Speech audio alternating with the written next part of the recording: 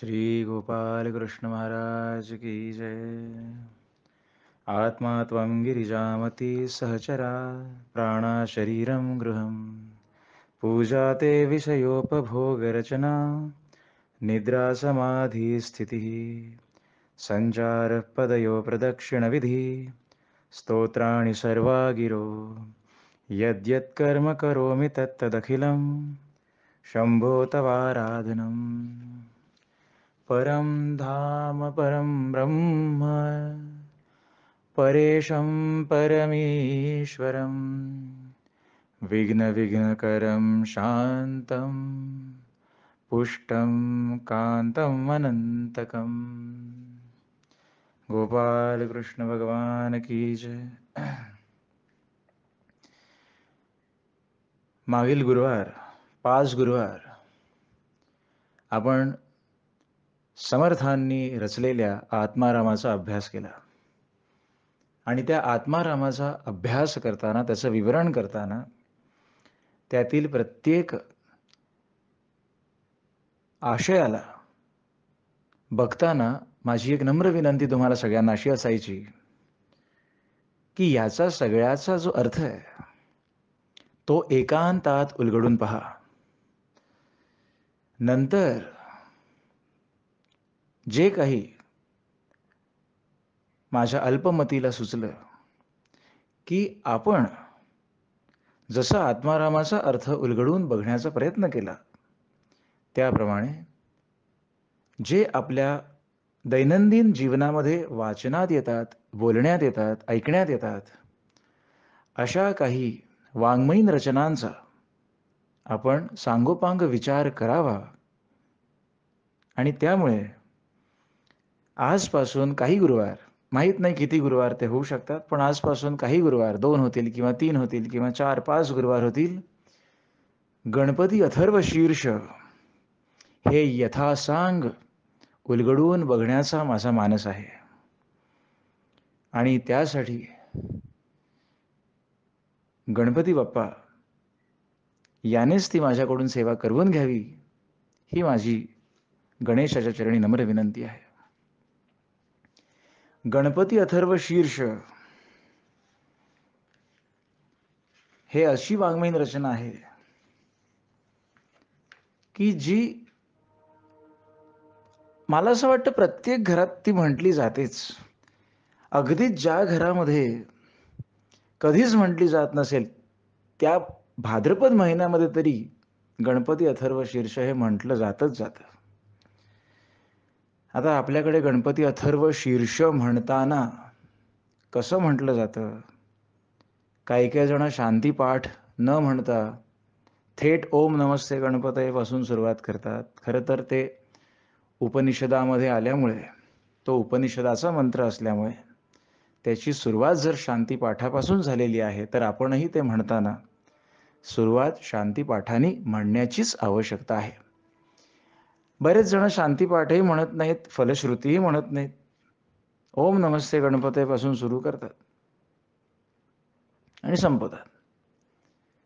म्हणून आजपासून थोडक्यात जेवढं माझ्या बुद्धीला सुचलं, समजलं आणि भगवंताच्या इच्छेने जे माझ्याकडून बोलणं होईल त्यातून माझा उद्देश साध्य व्हावा की गणपती अथर्व शीर्ष नक्की अर्थ काय आहे हे हा ऑडिओ ऐकणाऱ्यांना त्याचं यथासांग मार्गदर्शन घडावं, हा माझा एक सामान्य आणि प्रामाणिक प्रयत्न असणार आहे.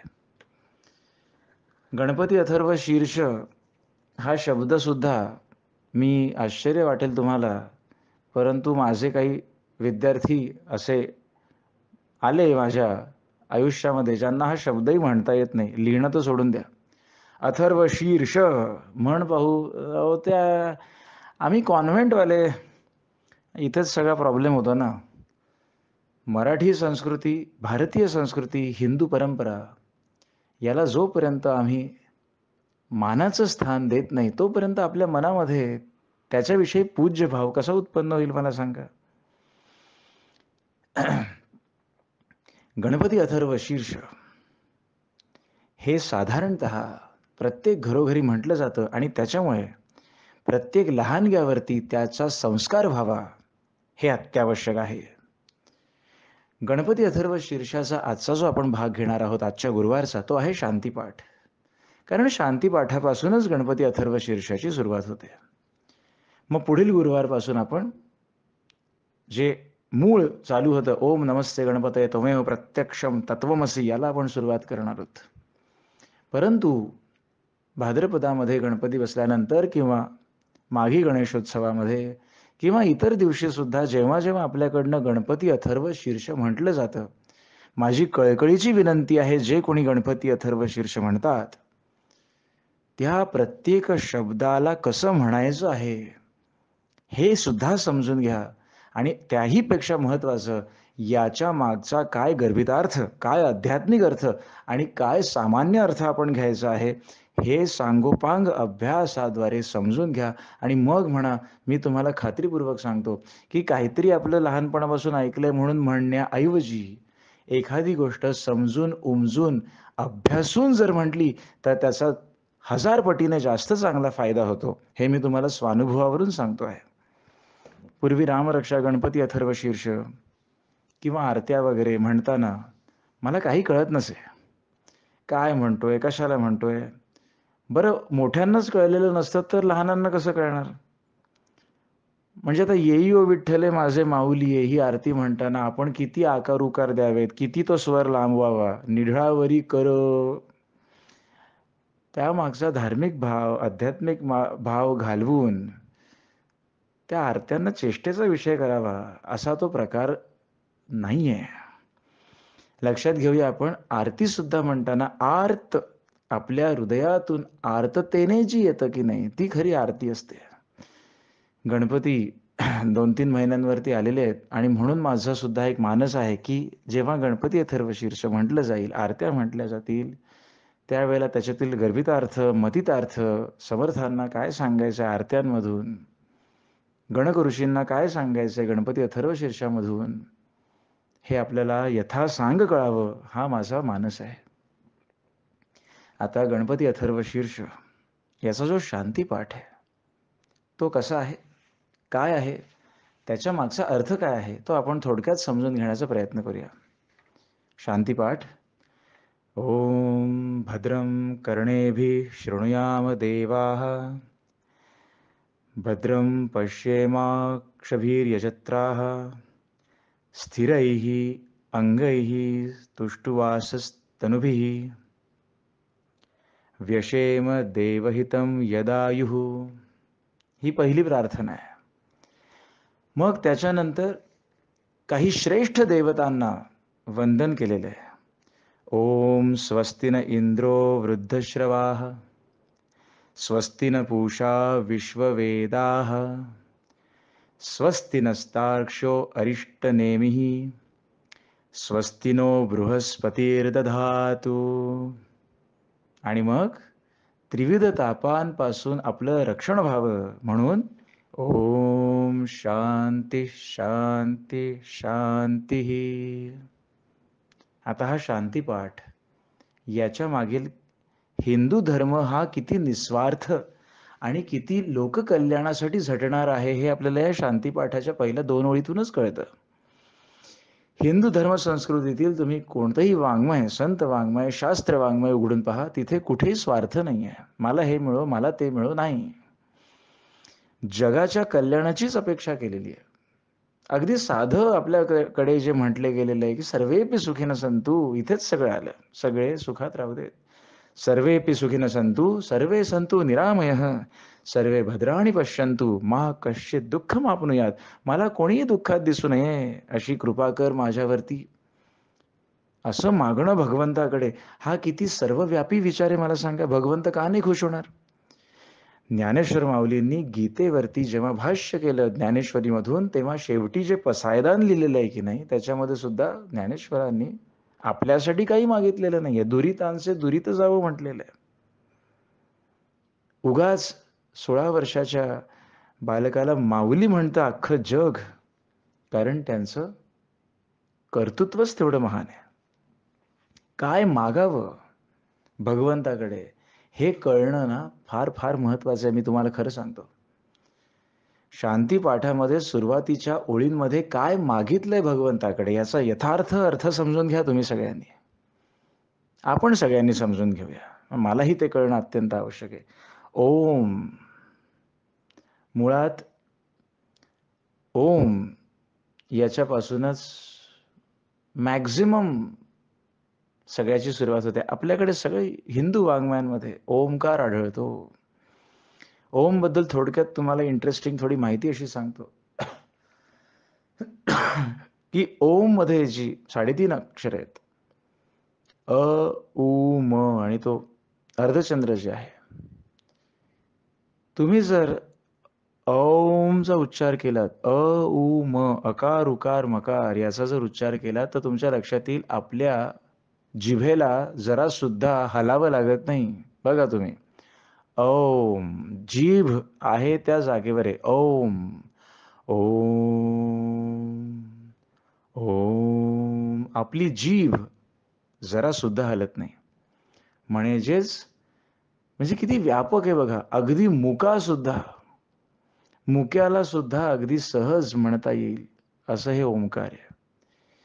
दुसरा सायंटिफिक अर्थ ओमचा असा आहे की युनिव्हर्समध्ये, म्हणजे आता हे केस स्टडीज या अभ्यास होणं अत्यंत आवश्यक आहे, परंतु जितकं माझ्या कानावर आलं की या सोलार सिस्टीम मधून, आपली जी सूर्यमाला आहे, या सोलार सिस्टीम मधून जे काही स्पंदन उत्पन्न होतात त्याला जेव्हा आपल्या वैज्ञानिकांनी रेकॉर्ड करून ऐकण्याचा प्रयत्न केला तेव्हा it majorly resemblance with the sound of Om. आणि अर्थातच हिंदू धर्म संस्कृतीला हजारो वर्षांपूर्वी त्या गोष्टी माहिती होत्या ज्या परदेशातील लोकांना आत्ता आत्ता आत्ता कळतायत. अक्षरशः तुम्हाला सांगतो, तरी सुद्धा आम्हाला आमची संस्कृती श्रेष्ठ वाटत नाही. त्याला काय करावं? ओम भद्रम कर्णेभी शृणुयाम देवाः. काय मागितलंय देवाकडे, भगवंताकडे? त्याची स्तुती गाण्याच्या अगोदर काय मागितलंय की माझ्या कानांनी नेहमी मंगल ऐकावे. जे मंगलकारी आहे ते माझ्या, भद्रम, भद्रम म्हणजे मंगलकारी, भद्रम म्हणजे कल्याणकारी. माझ्या कानांनी सदैव जे कल्याणकारी आहे, जे मंगलदायी आहे ते सदैव ऐकावं. आधी आपण सगळ्या शांतीपाठाचा एक ढोबळ अर्थ बघूया आणि मग जे मला सांसारिक दृष्ट्या सांगणं आवश्यक आहे त्याच्यावरती मी जास्त जोर देईन. भद्रम पश्येमाक्षभिर्यजत्राः.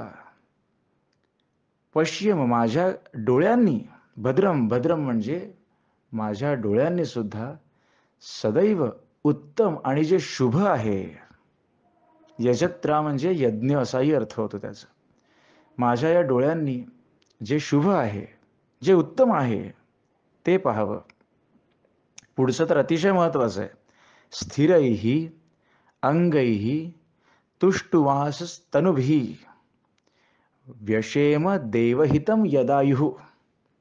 काय म्हटलंय भगवंताकडे, काय मागितलंय की या स्थिर आणि सुदृढ बलवान इंद्रियांनी आणि अवयवांनी तुझी सदैव, तुझं गुणगान करता यावं, तुझी स्तुती करता यावी.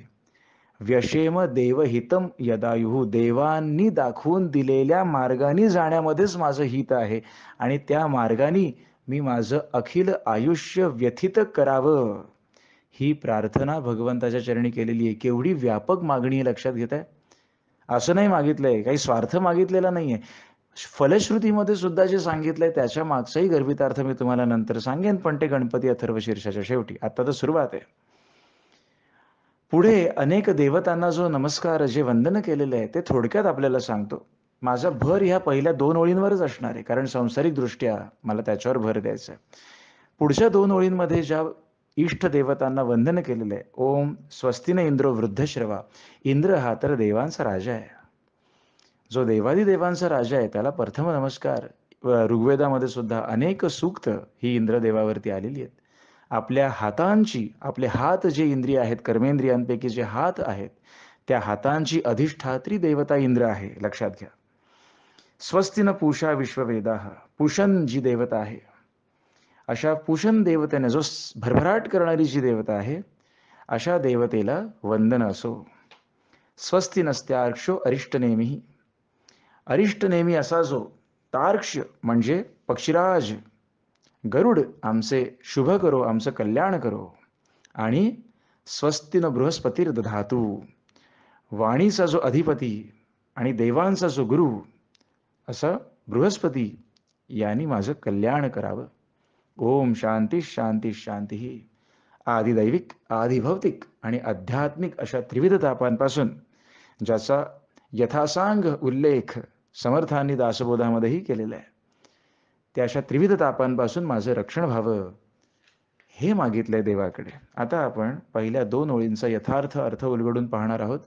इच्छा माझी एवढीच आहे की हा ऑडिओ ऐकणाऱ्यांपैकी जे कोणी गणपती अथर्वशीर्ष यापुढे म्हणतील, तो अर्थ लावून ज्या वेळेला म्हटलं जाईल, माझी सेवा भगवंताच्या चरणी रुजू आहे असं मी समजेन.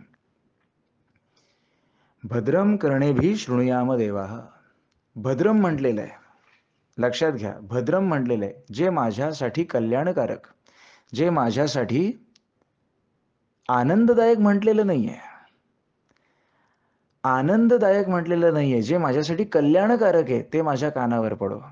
कारण आपल्या ह्या सांसारिक जगामध्ये वागताना अनेक वाक्य अनेक लोकांकडून आपल्या कानावर येत असतात, जी आपल्या मनाला, आपल्या कानाला गोड वाटतात, परंतु ती वाक्य आपल्याला कल्याणकारी असतीलच असं नाही. अगदी साधी साधी संसारातली उदाहरणं घ्या. कानांना जे गोड वाटतं ते कल्याणकारी असं नाही. कल्याणकारी काय असतं? जी शास्त्रवाणी आहे, वेळ आली तर कठोरही होते आणि वेळ आली तर आपलं कौतुकही करते, अशी जी शास्त्रवाणी आहे, जे शास्त्रात सांगितलंय काय करावं काय करू नये हे कल्याणकारी आहे. जी संतवाणी आहे, ज्ञानेश्वर माऊलींपासून माझ्या कलावती आईंपर्यंत जे जितके म्हणून संत होऊन गेलेले आहेत, त्या संतांनी जे सांगून ठेवलेलं आहे त्रिकाल सत्य, ते कल्याणकारी आहे. जी गुरुवाणी असते म्हणजे आपल्याला लाभलेले सद्गुरू, त्यांनी रचलेली जी वाङ्मयीन रचना असते, त्यामध्ये जे सांगितलेलं असतं ते त्रिकाल सत्य, ते कल्याणकारी आहे. लक्षात घ्या. कल्याणकारी म्हणजे माझ्या कानांना जे गोड वाटतं ते नाही. कारण 90% माझ्या कानांना जे गोड वाटतं त्याचा परिणाम इष्ट असेलच असं नाही. काही उदाहरणं देतो तुम्हाला. अहंकार ज्यांच्यामध्ये सहज असतो, अशा लोकांकडून म्हणजे धूर्त लोकांना माहिती असतं की अशा लोकांकडून कसं काम करवून घ्यायचं. मग काही लोकांना माहिती असतं की अरे ह्याला जरा गोड गोड बोल की काम होतंय बघ तुझं ना. असं असं पॉलिटिक्स चालतं की नाही आपल्या जगामध्ये. अहो दैनंदिन जीवनातल्या गोष्टी येतो ह्या. मग सांगायचं हो काम आहे ना, काम म्हटलं की नाही आपलं, मग लगेच काय हो तुम्ही, का तुमचं हे कर्तृत्व, तुमचं हे तुमचं ते, काय तुम्ही नाही तर कामं होत नाही तो, तुमच्यामुळे सगळं होतं बघा. असं जरा झालं की ऐकणाऱ्याला काय वाटतं नाही का, ऐकणारा डिनाय करेल बरं का, ऐकणारा नाकारेल. अहो नाही हो, कुठे हो माझं एवढं, छे छे, कुठे तुम्ही माझी एवढी स्तुती करता. पण मनामध्ये लाडू फुटत असतात. स्तुती स्तुती कोणाला नकोय. स्तुती कोणाला नकोय मला सांगा. तुम्ही तुमच्यामुळे झालं हो. अहो माझ्यामुळे काय हो, मी फक्त निमित्त मात्र. मनामध्ये लाडू फुटत असतात. बरं बोल, अजून बोल थोडंसं. ज्या ठिकाणी कानांना गोड वाटतं ते माझ्या कल्याणासाठी असेलच असं नाही. संसारामध्ये अनेक लोक त्यांचा त्यांचा स्वार्थ साधण्यासाठी आपल्याला गोड वाटेल अशी 4 वाक्य आपल्याला बोलतात. म्हणजे त्यांच्या मनामध्ये आपल्याविषयी काही गोड भावना आहेत असं समजू नये. आणि हे समजण्यात पण आय थिंक हे ऑडिओ ऐकणारे सगळेच तेवढे सुज्ञ आहेत, याच्यात मला काही वाद नाही. कारण संसारामध्ये सगळंच गोड वाटणार आहे ना. मग कोणीतरी येऊन सांगितलं, अरे तुला 50 लाखाची लॉटरी लागली रे. अरे मला सांगा, मला वाटतं तो पूर्ण दिवस आपले पाय काय जमिनीवर यायचे नाहीत बघा. पण कानांना गोड. लॉटरीची जी दुकानं आहेत तिथे गर्दी बघता. राजश्री लॉटरी, काय ड्रीम 11, बापरे, ड्रीम बिग. काहीही श्रम न करता मला करोडो रुपये मिळावेत ही आशाही माणूस धरतो आणि त्या आशेच्या मागे लागून देवाला साकडंही घालतात की देवा मला लॉटरी लागू दे रे. देवाला दुसरं नाव काय आहे? अनंत कोटी ब्रह्मांड नायक. अहो, हे आपलं ब्रह्मांड जे पण आपल्याला धड 5% पण कळलं नाहीये. आपल्याला साधं आपल्या सूर्यमालेच्या बाहेर जाता आलं नाही. परंतु अशा अनेक सूर्यमाला ज्या एका ब्रह्मांडामध्ये व्यापून आहेत आणि अशी अनंत कोटी ब्रह्मांड जी काहीही चूक न होता अगदी नियमाप्रमाणे चालत आहेत. अशाचा जो चालक, त्याला आम्ही सांगतो काय, जरा पैसे लागू दे रे. ऐकायला छान वाटतं ना कानांना? कानांना छान वाटतं. अरे हे लागलं, अरे वाह, वाह, वाह! तो दिवस काय आनंदात जातो आपला.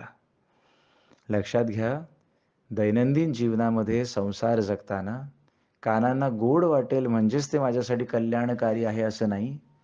माझ्या प्रगतीला जे कारणीभूत ठरेल. कारण जे परिणामी इष्ट त्यालाच इष्टवचन म्हणावं, लक्षात घ्या. ज्याचा परिणाम चांगला असतो ना ते वचन श्रेष्ठ आहे. म्हणून संत रागावतात, श्रेष्ठ ज्येष्ठ रागावतात, ओरडतात. ते जरी ओरडणं असलं ते त्यावेळेला जरी आपल्याला दुःखदायक वाटलं तरी त्याच्या मागून जे होणारे संस्कार असतात की नाही, त्या संस्कारामुळे आपलं आयुष्य खरं सुधारतं, लक्षात घ्या. एखादा मुलगा किंवा मुलगी दुर्व्यसनाला लागलेलं आहे हे जर घरी कळलं तर घरी त्याच्यावरती जो एक साम दाम दंडभेद या पद्धतीने जो काही उपचार जो काही चालेल, आधी नीट सांगून बघितलं, ओरडून बघितलं, दटावून बघितलं, पण हे सगळं का आवश्यक आहे? त्याच्या मागचा हेतू त्याच्यामागचा हेतू अत्यंत शुद्ध असतो, स्पष्ट असतो, की अरे याच्यामुळे तुझी हानी होईल रे. तुला काय चांगलंय हे सांगणारे अनेक जण असतात, परंतु तुझ्या हिताचं काय आहे हे सांगणारे मित्र भेटणं, हे सांगणारे गुरुजन भेटणं, हे फार दुर्मिळ, ते भाग्य असावं लागतं. भद्रम कर्णेभिः शृणुयाम देवा. अर्थ लक्षात घ्या. यापुढे देवापुढे जेव्हा आपण गणपती अथर्व शीर्ष म्हणायला बसू, अक्षरशः सांगतो, प्रत्येक वाक्यानी वाक्य हृदयातून येऊ द्या. ओम भद्रम कर्णेभिः शृणुयाम देवा. देवा, जे माझ्यासाठी कल्याणकारी आहे ते माझ्या कानावर पडू दे बरं. स्वार्थाने लिडबिडलेल्या या जगामधून जे माझ्या कानावर पडतं ना, ते नको मला, श्रेष्ठ वाटू दे. भद्रम पश्येमाक्षभिर्यजत्राः. माझ्या डोळ्यांना जे शुभ आहे, जे चांगलं आहे तेच पाहायला मिळू दे. आणि 21व्या शतकामध्ये हे अत्यंत गरजेचं आहे. आज इतकी प्रलोभनं या डोळ्यांसमोर आहेत म्हणून सांगू तुम्हाला, म्हणजे 30 वर्षांपूर्वी, 40 वर्षांपूर्वी जी स्थिती होती त्याच्यापेक्षा अत्यंत वाईट स्थिती आज जगापुढे आलेली आहे. का? कारण मोबाईल सारखी गोष्ट जेव्हा तुमच्या हातामध्ये येते, अगदी वयाच्या 5व्या, 8व्या, 10व्या वर्षी, काय बघणार एखादं मूल मला सांगा त्याच्यावरती? काय संस्कार होऊ शकतात? काय पाहण्यामुळे? पूर्वी ज्या गोष्टी अगदी सहज साध्य नव्हत्या, ज्या चुकीच्या गोष्टी आहेत, ज्या सहज साध्य डोळ्याला दिसत नव्हत्या, त्या आता एका क्लिकवरती दिसतात. सगळं जग आज आपल्या हातामध्ये आलेलं आहे मोबाईलच्या माध्यमातून. इवली टिवली पोरं आज Instagram, WhatsApp, Facebook आणि अशी अनेक ॲप्लिकेशन्स आहेत जी मलाही माहिती नाहीयेत. अक्षरशः तुम्हाला सांगतो, मलाही माहिती नाहीयेत.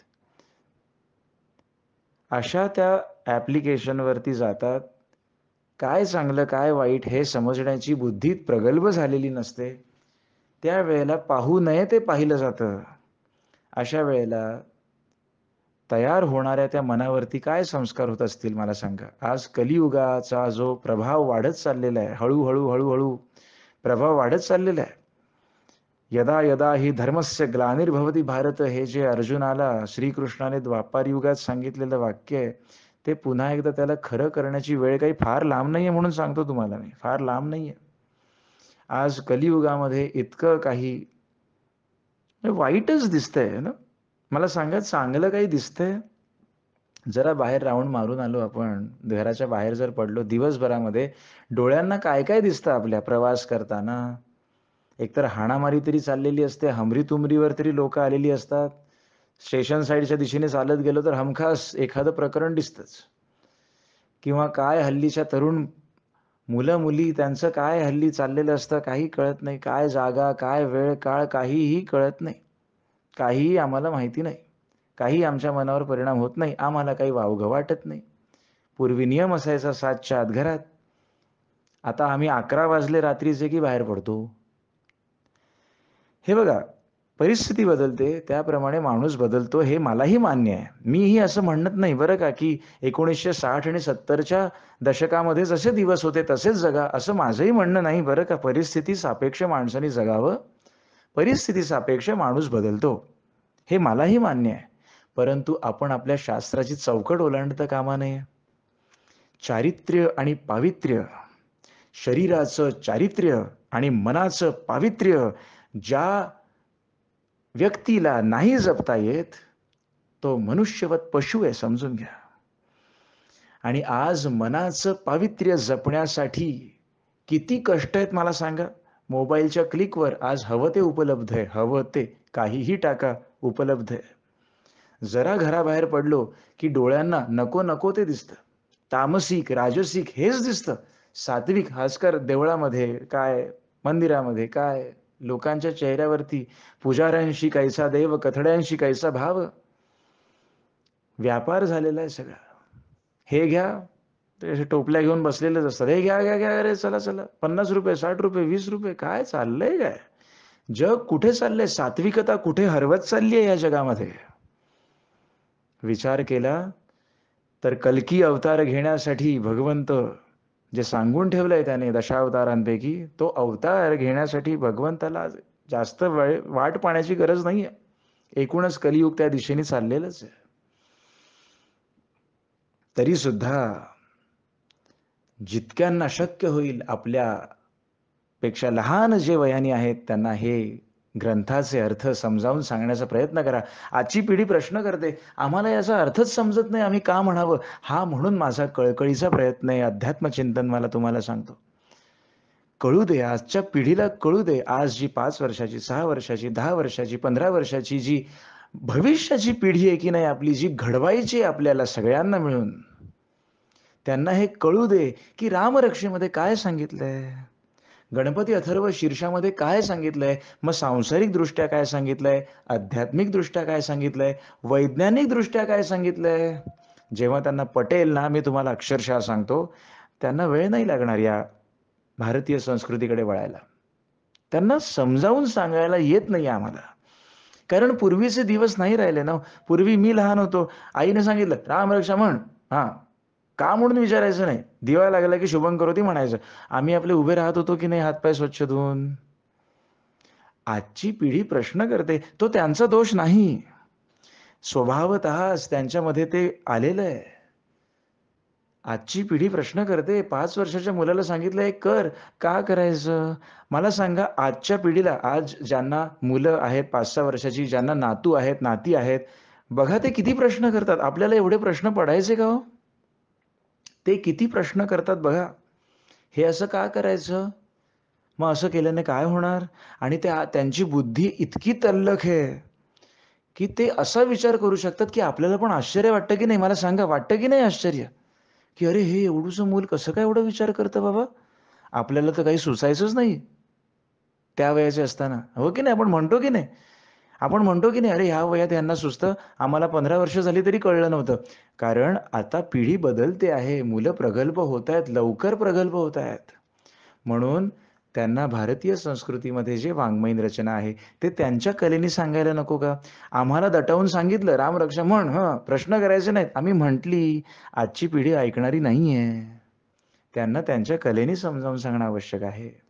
म्हणून जेर आपण शांतीपाठ आहे, अथर्वशीर्ष आहे, काय सांगितलंय त्याच्यात? त्यांना त्यांच्या कलेने सांगितलं ना, खात्रीपूर्वक सांगतो, हे जे माझं ऑडिओ ऐकताय, तुम्ही प्रयत्न करून बघा.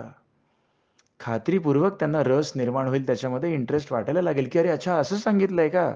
हां, मग हे अशा पद्धतीने ऐकायचं आहे का? अशा पद्धतीने विचार करायचा आहे. हां, बरं. दटावलं त्यांना तर ते पळून जातील, लांब जातील अजून. नाही साध्य होणार.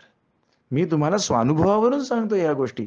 आज 13 वर्षाचा शिक्षकाचा अनुभव वाया जात नाही. मुलांना कशा पद्धतीने सांगितलं गेलं पाहिजे, कसं सांगितलं गेलं पाहिजे, अत्यंत आवश्यक आहे.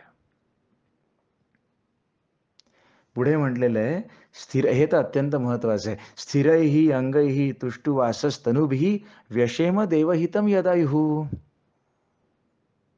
म्हणून तुम्हाला सांगतो, लहानपणापासून भगवंताची गोडी लागणं अत्यंत आवश्यक आहे. ती लोकं दुर्भागी आहेत. ज्यांना म्हातारपण आलं तरी भगवंताचा आठव करावासा वाटत नाही. ती लोकं खरोखर मला दुर्भाग्यवश वाटतात, की ज्यांना प्रत्येक गोष्टीमध्ये नास्तिकताच पाहायची आहे. अहो, वैज्ञानिक दृष्टिकोन कुठपर्यंत? मानवी बुद्धीला मर्यादा आहेत. या मर्यादेच्या कक्षेपर्यंतच विज्ञान जातं. परंतु त्या कक्षेच्या पलीकडे जे आहे, ज्याची आम्हाला साधी ओळखही नाहीये, अध्यात्माची सुरुवात तर खरी तिथून आहे. अहो, आम्हाला आकाश नापता येत नाही. आकाश आमच्या नजरेला दिसेल तेवढंच दिसतं की नाही? अहो, पण आकाशाची व्याप्ती केवढी आहे? केवढी आहे आकाशाची व्याप्ती? प्रचंड आहे. पण आमच्या स्थूल डोळ्यांना दिसेल तेवढं आम्ही विज्ञानात बांधतो, त्याच्यातच आम्ही देवाला बांधतो. किती मूर्ख आहोत आपण. वैज्ञानिक दृष्टिकोन कुठपर्यंत ठेवावा? जोपर्यंत माझी अल्पबुद्धी चालते तोपर्यंत. अहो, पण त्याच्याही पलीकडे असंही काही आहे, जे आम्ही विचारही करू शकत नाही. अध्यात्म. आणि आम्ही देवाला आणि अध्यात्माला आमच्या अल्पबुद्धीमध्ये बांधायला जातो. आश्चर्य वाटतं मला खरंच. लोकं म्हणतात, "काय देव वगैरे मग मी मानत नाही, मी विज्ञान मानतो." अरे तुला विज्ञान तरी कळलंय का ठोंब्या? विज्ञान तरी कळलंय का तुला? विज्ञानाच्या कक्षा तरी कळल्यात का? आज जे मोठे-मोठे वैज्ञानिक झालेत, आज ज्या पिढीला हे वाटतं ना विज्ञान, विज्ञान, थोर वैज्ञानिकांनी सुद्धा देवाचं महात्म्य, निसर्गाचं महात्म्य, या युनिव्हर्सचं महात्म्य मानलेलं आहे. एक उदाहरण देतो, अनेक उदाहरणं द्यायची गरज नाही. आइन्स्टाईन, न्यूटन, जे कोणी अनेक वैज्ञानिक होऊन गेलेले आहेत. त्यापैकी न्यूटन हा सगळ्यांना ज्ञात आहे. कारण तो शाळेमध्ये त्याने आपल्याला पीड पिडलेलं आहे. गुरुत्वाकर्षणाचे नियम काय आणि त्याचे ती डिफरन्शिएशन आणि इंटिग्रेशन काय? त्याच्यामुळे न्यूटन माहिती नाही असं कोणी नाही. इनर्शिया न्यूटनचं काम अनन्यसाधारण आहे.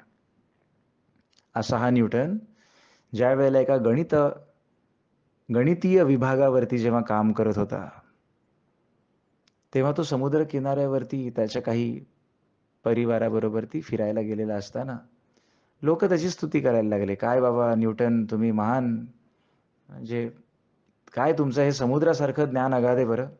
काय म्हणावं न्यूटननी तेव्हा? न्यूटननी म्हणावं, "अहो, मला कसला तुम्ही मोठेपणा देताय? या विश्वाची रचना करणारा आणि कोणत्याही क्षणी नियमाला भंग पावत नाही असं हे युनिव्हर्स चालवणारा जो भगवंत आहे की नाही, त्याला तुम्ही एनर्जी म्हणा, काहीही म्हणा, चैतन्य म्हणा, अशा ह्या भगवंताचं ज्ञान हे या समुद्राप्रमाणे अथांग आहे. आणि मी मात्र या समुद्राच्या पुढ्यात पडलेले जे दगडगोटे आहेत की नाही, ज्याला इंग्लिशमध्ये पेबल्स असं म्हणतात. ते पेबल्स म्हणजे जे तुम्ही उचलाल ना एखादा खडा, तेवढं माझं ज्ञान आहे. आणि त्या पेबल्स शब्दावरून कॅल्क्युलस, पेबल्स हा शब्द न्यूटननी अस्तित्वात आणला पुढे जाऊन आणि त्याला डिफरन्शिएशन, इंटिग्रेशन हे जे टर्म्स न्यूटनने शोधून काढले ते कॅल्क्युलस. त्याला पेबल्स नाव दिलं त्याने. असे हे जे म्हणून ज्ञान आलं ना, की माणूस लवला पाहिजे, माणूस नम्र झाला पाहिजे.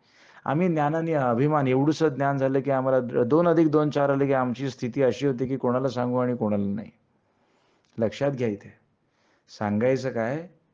स्थिरैहि अंगैहि, जोपर्यंत आपलं शरीर सुदृढ आहे, जोपर्यंत सगळी इंद्रिये आम्हाला साथ देत आहेत, कळकळीची नम्र विनंती आहे, त्याच्या आतच परमेश्वराकडे वळा.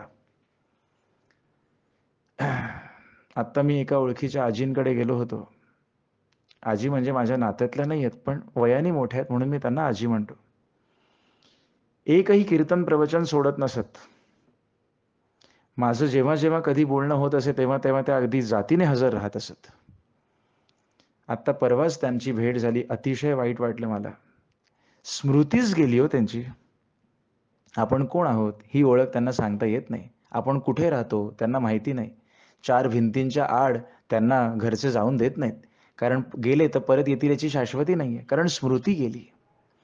मला सांगा, स्मृती गेल्यानंतर भगवंताचा तरी आठव होईल का हो आम्हाला? आम्हाला स्वतःचा आठव राहत नाही, की मी कोण आहे? काही माहीत नाही. भ्रमिष्ठासारखी स्थिती झालेली आहे. आजींना पाहून मला फार वाईट वाटलं. त्याच क्षणी मनात विचार आला, की अरे उद्या जेव्हा जर आपली कदाचित अशी स्थिती झाली, मला भगवंताचा विसरच पडला तर काय? म्हणून सगळं शाबूत आहे. माणूस गाफील आहे. मी तुम्हाला सतत सांगतोय, आपण गाफील आहोत. असं समजू नका, की आपल्याला भरपूर मोठं आयुष्य मिळालंय आणि माझ्या अहंकार आणि गर्वाने मी ते जगेन आणि माझ्या बुद्धिमत्तेवरती मी पुढे चालवेन, या अहंकारात राहू नका.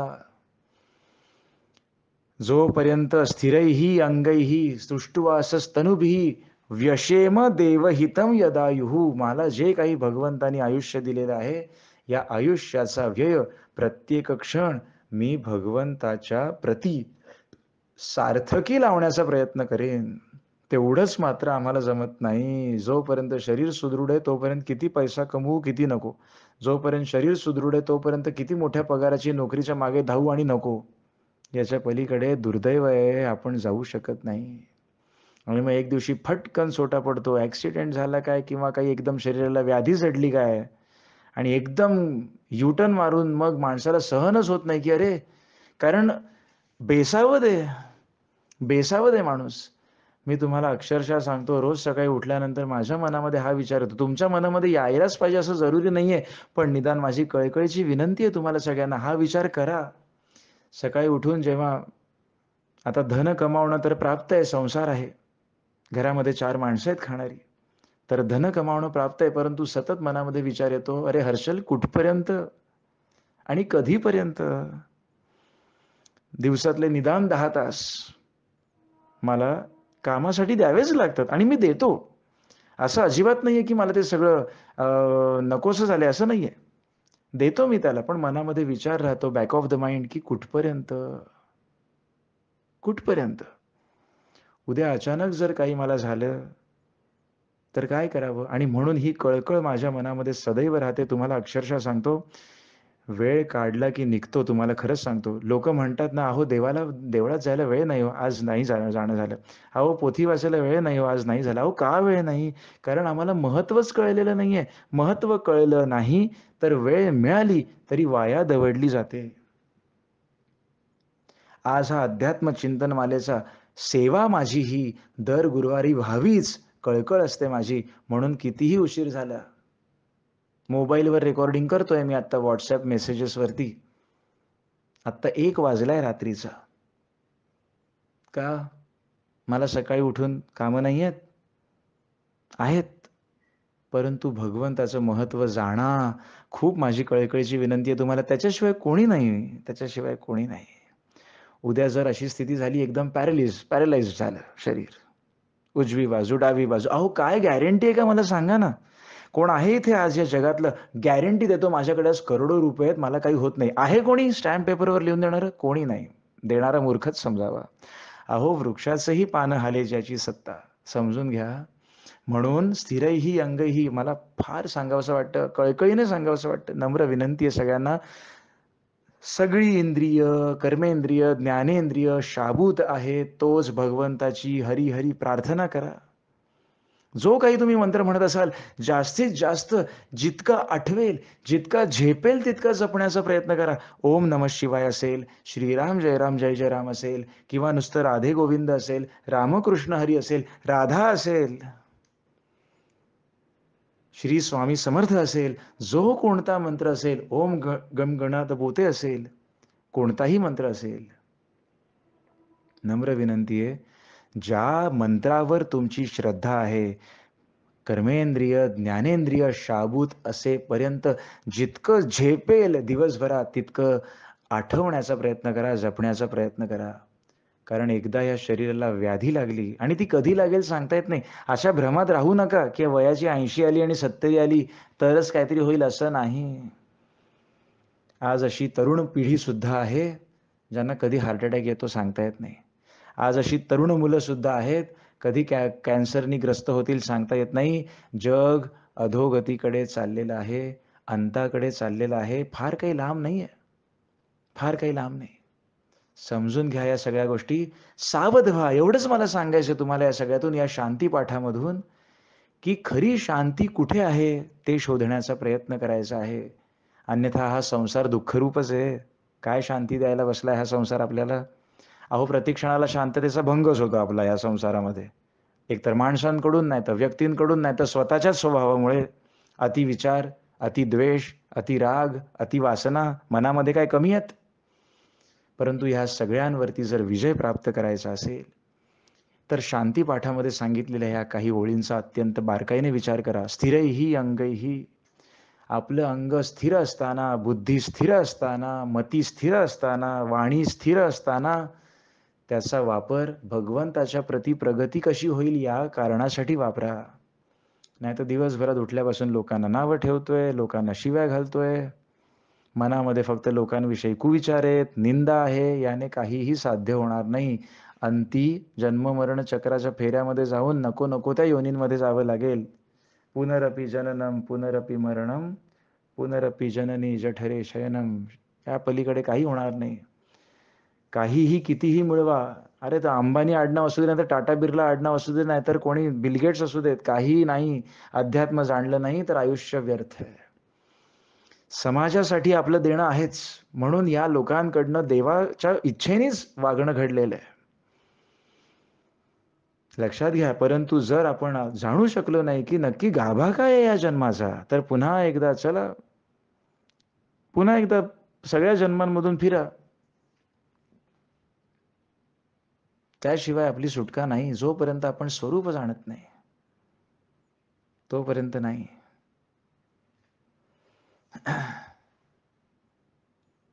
म्हणून माझी कळकळीची विनंती आहे तुम्हाला सगळ्यांना की हे जाणून घ्या काय आहे. ओम भद्रम कर्णेभिः शृणुयाम देवा. माझ्या कानावर जे कल्याणकारी आहे ते पडो. भद्रम पश्येमाक्षभिर्यजत्राः. जे काही उत्तम आहे या जगात, अतिशय आजच्या पिढीला आवश्यक चांगलं आहे माझ्यासाठी, तेच मला दिसावं, तसाच माझा प्रयत्न असावा.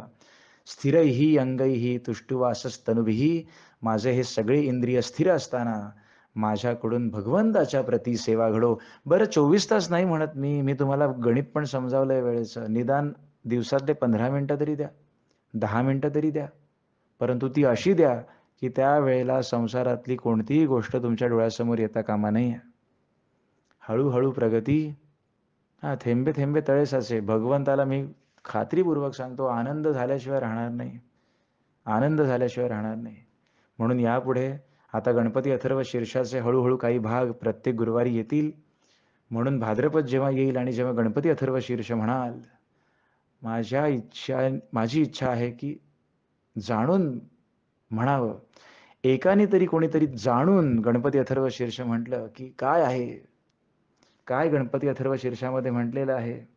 त्वमेव प्रत्यक्षम तत्वमसी म्हणजे काय, ऋतम वच्मी सत्यम वच्मी म्हणजे काय, अर्थ काय आहे त्याचा, हे जेव्हा समजून म्हटलं जाईल, माझ्या ह्या सेवेचं खरंच सार्थक झालं असं मी मानेन. आता शांतीपाठ समजून घ्या, जाणून घ्या आणि त्या पद्धतीने म्हणण्याचा प्रयत्न करा. भेटूया पुढच्या गुरुवारी गणपती अथर्व शीर्ष. पुढे आपण सुरुवात त्याची करूया आणि त्याला जाणून घेऊया. तोपर्यंत विरामायचं आहे. जय जय रघुवीर समर्थ.